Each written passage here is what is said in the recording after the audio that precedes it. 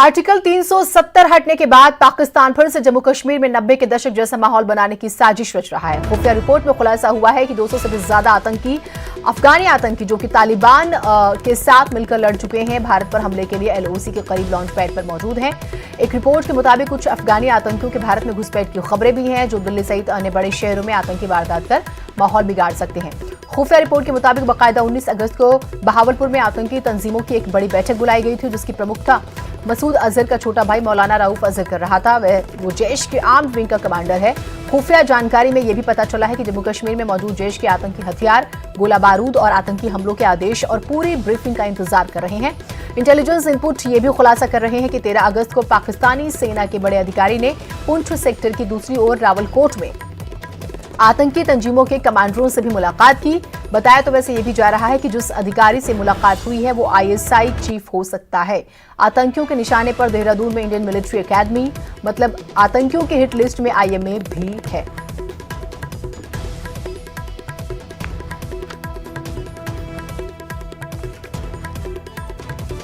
तो मैप के जरिए जो है हम आपको जानकारी भी दे रहे हैं, क्योंकि देखिए सिर्फ हमने अभी देहरादून का जिक्र किया, आप गुजरात देखिए, हम बात करें राजस्थान का जिक्र करें, हम दिल्ली में अलर्ट का जिक्र करें, हम यानी कि आप रेगिस्तान, पहाड़, समुद्र, हर तरह से जो है इस तरह की एक्टिविटीज हो रही है। उस लिहाज से जो है एक कोऑर्डिनेशन की बहुत ज्यादा जरूरत है, क्योंकि जो इनपुट्स मिल रहे हैं वो बहुत ज्यादा तैयार रहने की तरफ इशारा कर रहे हैं।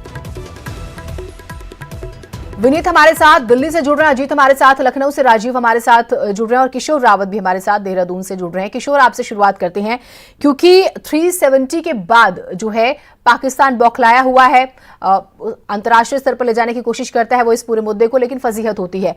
अब जो इनपुट्स मिल रहे हैं उसके बाद आईएमए भी निशाने पर है, वहां पर क्या कुछ इंफॉर्मेशन है?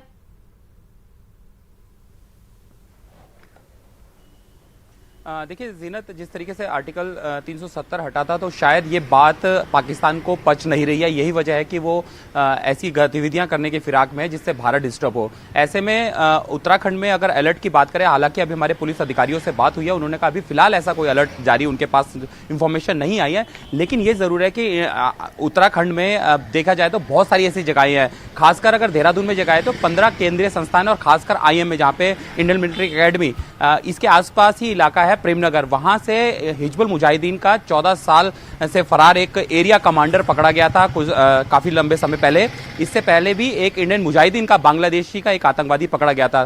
तो ऐसे में जाहिर सी बात है कि आसपास इन लोगों के स्लीपर सेल, उनकी मूवमेंट रहती है और अक्सर आईबी यहां पर तलाश करती है। इसके साथ ही ऋषिकेश और हरिद्वार में भी ऐसी संभावनाएं जताई जा रही है कि इन जगहों पर विदेशी पर्यटक आते हैं, मॉग रहता है, ज्यादा भीड़ रहती है। तो ऐसे में इन इलाकों में कहीं ना कहीं जो आतंकवादी है वो अपनी जो नाकाम गतिविधियां हैं उनको यहां पर लागू करना चाहते हैं, यहां पर डिस्टर्ब करना चाहते हैं। यही वजह है कि सारे अलर्ट मोड पे, और जिस तरीके से पुलिस अधिकारियों ने बताया कि उनको अभी फिलहाल ऐसी कोई जानकारी नहीं है, हालांकि वो शेयर नहीं करना चाह रहे होंगे, लेकिन फिर भी इसको लेकर पूरी तरह से अलर्ट है, चाहे वो आर्मी की तरफ से आईबी, आर्मी इंटेलिजेंस हो, या फिर पुलिस का जो अलर्ट में जिसमें LIU लोकल यूनिट होती है, इसके साथ इंटेलिजेंस ब्यूरो की यूनिट होती है, सब अलर्ट पे है और तमाम जगहों पर देर रात चेकिंग भी की जा रही है। कुछ दिनों पहले लगातार जब हम इस पर और डिटेल में बात करेंगे, कई बार बलून्स भी मिलते हैं, फिर उसके बाद इंफॉर्मेशन का भी जिक्र होता है। एक बार विनीत के पास चले जाते हैं दिल्ली। विनीत, क्योंकि बहुत ज्यादा हलचल हम देख भी रहे हैं और 370 के बाद एक बात तो स्पष्ट है कि कश्मीर को लेकर एक लंबी लड़ाई अभी लड़ी जानी बाकी है, क्योंकि ये जो एक्टिविटीज हो रही हैं ये हमें और ज्यादा तैयार रहने के लिए चैलेंज कर रही हैं। जीनत, निश्चित तौर पर मैं आपको बताना चाहूंगा कि जिस तरह से 370 पे को हटाया गया और उसके बाद से भारत सरकार पूरी तरह से तैयारी कर रही है, वहीं पर आतंकी भी अपनी तैयारी कर रहे हैं। तो मैं आपको बताना चाहूंगा कि जिस तरह से पाकिस्तान ने अब एक नया फार्मूला बनाया है और जिसके तहत अफगानी में जो आतंकी है उसे भारत भेजने की साजिश कर रहा है। और जैसा कि हम एक टेलीविजन इंटरव्यू में पाकिस्तान के पूर्व सेना प्रमुख का अगर हम इंटरव्यू में सुने, और उसमें उन्होंने कहा कि भारत में आतंकी गतिविधियों को और अधिक बढ़ावा देना चाहिए, क्योंकि जो डायरेक्ट वॉर होगा वो पाकिस्तान के लिए खतरनाक होगा। इसीलिए हम समझ सकते हैं कि पाकिस्तान ने और आतंकियों ने अपनी रणनीति बनाई है कि भारत में आतंकी गतिविधियों को बढ़ावा दिया जाएगा। मैं आपको बताना चाहूँगा कि जिस तरह से पंजाब में भी जो अलगाववादी ताकतें हैं उन्हें बढ़ावा देने की बात जो है वो की जा रही है। जम्मू कश्मीर में को लेकर के भी अलर्ट जारी किया गया है। उत्तर प्रदेश के भी कई जिलों को लेकर के अलर्ट जारी किया गया है, क्योंकि अभी जो है वो जन्माष्टमी का महोत्सव उत्तर प्रदेश में मनाया जा रहा है। मथुरा, काशी में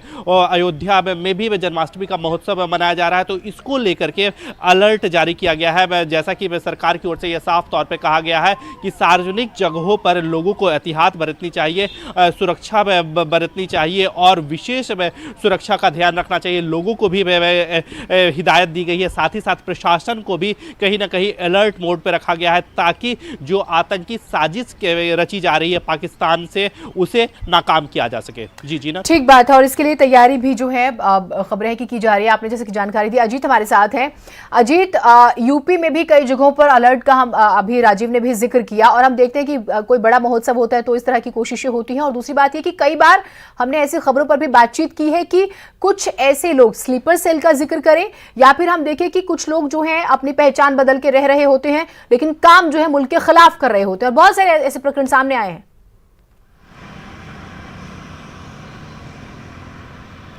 देखिए जीनत, बिल्कुल इस वक्त यूपी इस वजह से ज़्यादा अलर्ट पे है क्योंकि कश्मीर से लगभग बड़ी संख्या में यहाँ कैदी लाए गए हैं। चाहे नैनी जेल की बात करें, चाहे आगरा जेल की बात करें, फैजाबाद, लखनऊ, सभी जेलों में कश्मीर के कट्टरपंथियों को लाया गया जो वहाँ कैदी बंद है। तो लिहाजा एक और खतरा बढ़ा है यूपी की जेलों पर। यूपी में अलर्ट है। प्रमुख सचिव गृह DGP लगातार मॉनिटरिंग कर रहे हैं। अलर्ट घोषित कर दिया गया। अयोध्या में जितने मंदिर हैं, हनुमानगढ़ी से लेकर राम जन्मभूमि पर आने जाने वाले रास्ते पर चेकिंग की जा रही है। काशी में सुरक्षा बढ़ा दी गई है, काशी विश्वनाथ के आसपास। मथुरा में जो कृष्ण जन्माष्टमी है तो लिहाजा भीड़ वहां पूरी दुनिया से आती है, तो वहां सुरक्षा बढ़ा दी गई। लगातार सुरक्षा बढ़ाई जा रही है। हम जहां मौजूद हैं, ये मुख्यमंत्री का दफ्तर है। इसका जो पंचम तल है, पहले ही आतंकी इनपुट का जो अलर्ट था उसके बाद इसे ब्लड प्रूफ किया जा रहा है। जीनत, तो सुरक्षा जो है पहले से मुख्यमंत्री योगी आदित्यनाथ को भी बढ़ाई गई है, क्योंकि जो गेट है उसे बंद कर दिया गया है। गेट नंबर 7 से मुख्यमंत्री जाते हैं, बाकी लोगों को लिए रास्ता खोला गया। तो निश्चित तौर पर एक बड़ी तैयारी की गई है। उत्तर प्रदेश की तरफ से अलर्ट घोषित किया गया और सीधे तौर पर सभी DM और SSP को अपने जिलों में सार्वजनिक स्थानों पर अलर्ट रहने को कहा गया है। अलर्ट मोड पर है। लगातार वाहन से लेकर जो आने जाने लोग हैं उनकी चेकिंग की जा रही है। संदिग्ध लोगों की चेकिंग की जा रही है, क्योंकि एक बड़ी चीज़ है जीनत, जो वो कि यूपी की जेलों में कश्मीरी इस समय बंद हैं। तो एक बड़ा खतरा होगा कि क्या वो जेलों के अंदर से बैठकर अगर किसी से बातचीत हो पाती है, इंटरनेट का अगर वो इस्तेमाल कर लेते हैं, तो एक बड़ा खतरा हो सकता है। उसको लेकर जो जेल है वहाँ भी सतर्कता बढ़ाई जा रही है। जेलों में भी चेकिंग की जा रही है कि जो लोग बंद हैं, कश्मीर के जो लोग बंद हैं जिनको लाया गया है, क्या उनकी कोई मिली भगत तो नहीं है, क्या उनके कोई साजिश तो नहीं उन आतंकियों के साथ। इन सबको देखते हुए चूंकि अलर्ट है, बॉर्डर भी है, नेपाल का बॉर्डर है, और यूपी से सटे कई ऐसे इलाके आते हैं जहाँ से आतंकी घुस सकते हैं, तो उसको लेकर अलर्ट घोषित कर दिया गया है। जी ठीक बात है। राजीव के पास भी चलते हैं। राजीव, क्योंकि कैदियों को शिफ्ट किया जा रहा है, और हम एक बार अपने जब जेल प्रशासन की तस्वीरें देखते हैं तो वहां पर कई बार लापरवाही की खबरें आती है, उस लिहाज से चुनौती और ज्यादा बढ़ जाती है। BSF आर्मी तो अपने तरीके से काम कर रही है, घुसपैठ रोकने की कोशिश की बात करें या अलग अलग स्ट्रैटेजीज हो रही हैं।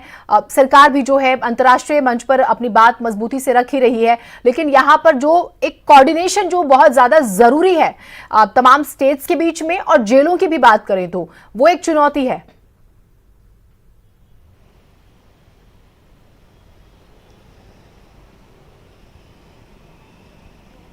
राजीव,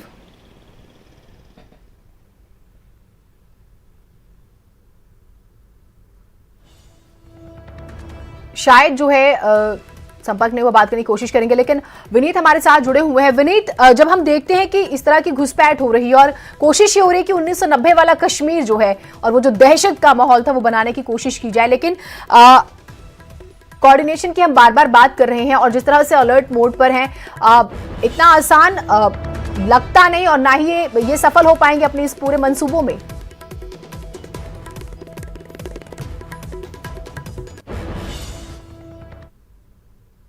सुरक्षा को लेकर के प्लानिंग में कर ली गई थी, उस वक्त केंद्रीय गृह मंत्री अमित शाह ने न सिर्फ 370 को हटाने का फैसला लिया था, बल्कि उसके बाद के जो परिणाम थे या उसके बाद की जो सुरक्षा की तैयारी थी उसका भी उन्होंने जायजा लिया था। और साफ तौर पर उसी के तहत, जैसा कि पहले भी हमारे सहयोगियों ने बताया कि कश्मीर से कई आतंकियों को जो जेलों में बंद थे उन्हें उत्तर प्रदेश लाया गया, विभिन्न स्थानों पर लाया गया, और इसके साथ ही साथ जो अलर्ट है खुफिया एजेंसी उन्हें अलर्ट कर दिया गया, ताकि अगर कोई आतंकी घुसपैठ करने की कोशिश करता है तो उसे नाकाम किया जा सके। इसके साथ ही साथ जो अन्य राज्य है वो है सीमावर्ती राज्य हैं, उन्हें भी एडवाइजरी जारी कर दी गई, उन्हें भी खुफिया इनपुट्स में दिए गए। तो साफ तौर पर खुफिया इनपुट्स जो हैं वो शेयर किए जा रहे हैं, जानकारियां एक दूसरे से शेयर की जा रही है। और इसके साथ ही साथ मैं आपको बताना चाहूंगा कि गृह मंत्रालय पूरी तरह से इन सब का मॉनिटर कर रहा है, जिससे कि आतंकी अपने मंसूबे में कामयाब ना हो और आतंकी के मंसूबों को नाकाम किया जाए। इसके लिए गृह मंत्रालय लगातार काम कर रहा है। आईबी से भी जो इनपुट्स मिल रहे हैं या फिर अन्य में जो इनपुट्स मैं आपके पास आऊंगी। राजीव हमारे साथ हैं।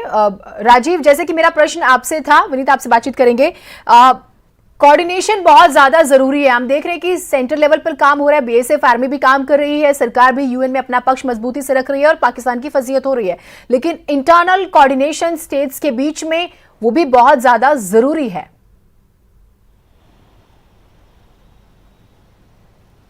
यकीनन जीनत, अगर बात करें तो देश की आंतरिक सुरक्षा के लिए इंटरनल कोऑर्डिनेशन बेहद अहम है, और यही कारण है कि जो इनपुट मिल रहा है, जब से धारा 370 अनुच्छेद में जो संशोधन किया गया है उसके बाद से ही, चाहे वो पाक हो या पाक समर्थित आतंकवादी संगठन हो, लगातार वो देश के जम्मू कश्मीर में, पंजाब में, दिल्ली में और उत्तराखंड में जो खुफिया एजेंसियों द्वारा इनपुट दिया जा रहा है उसमें आतंकी हमलों को अंजाम देकर एक दहशत फैलाने के सपना पाल रखे हैं, प्लान बना रखे हैं, जिसको लेकर अलर्ट जारी किया गया। ठीक बात है। आप सभी लोगों से जो अपडेट्स जिस तरह से आपने दी, बहुत शुक्रिया आप सभी का। और इस बीच हमारे साथ राज कादियान जी जुड़े हैं, हम उनसे इस पर बात करेंगे, क्योंकि जिस तरह की स्थिति पाकिस्तान की तरफ से बनाने की कोशिश हो रही है वो उतना ही ज्यादा चुनौतीपूर्ण हो जाता है।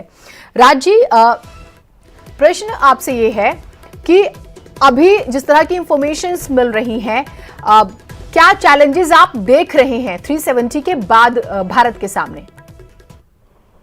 इसमें दो हिस्से हैं। एक तो चैलेंज पाकिस्तान की तरफ से, दूसरा चैलेंज इंटरनली।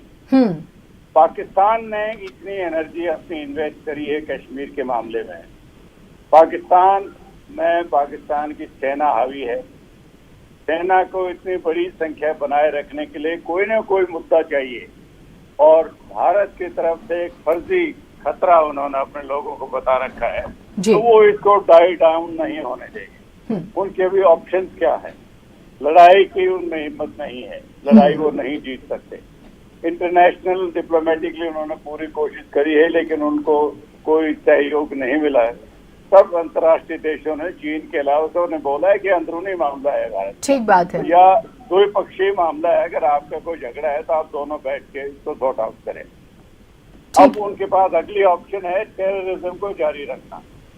वो जहाँ तक मुझे लगता है अपने अफगानिस्तान की तरफ से सेनाएं थोड़ी कम करके अपनी पूर्वी सरहद पर लाएंगे भारत के खिलाफ, और कुछ जिहादी तो अफगानिस्तान से निकाल कर कश्मीर में भेजने की कोशिश करेंगे। उसके लिए हमारी सेनाएं पूरी सतर्क हैं। उन पाकिस्तान को ये भी पता होना चाहिए कि अगर फिर कोई बड़ा अटैक पुलवामा जैसा हुआ तो फिर बालाकोट भी होगा, हो सकता है। ठीक बात है। वक्त की थोड़ी बंदिश है। बहुत शुक्रिया आप हमारे साथ जुड़े। तो देखो, कुछ चैलेंजेस हैं अंदर आने वाले घुसपैठियों को रोकने की बात है, क्योंकि पाकिस्तान जो है अफगानी और पश्तून आतंकियों का सहारा ले रही है। इंफॉर्मेशन आ रहे हैं, बाकायदा उन्हें रिफ्रेश करने के लिए ट्रेनिंग्स भी जो है वो दी गई हैं। उसके बाद हम कहें कि जो स्लीपर सेल हैं उनसे लड़ना, या फिर हम बात करें अंतर्राष्ट्रीय मंचों पर और सख्ती के साथ पाकिस्तान की जो एग्जैक्ट छवि है उसको रखना, तो कुल मिलाकर बहुत ज्यादा एक्टिव रहने की जरूरत है। जन्माष्टमी पर न्यूज़ 18 बहुत बड़ा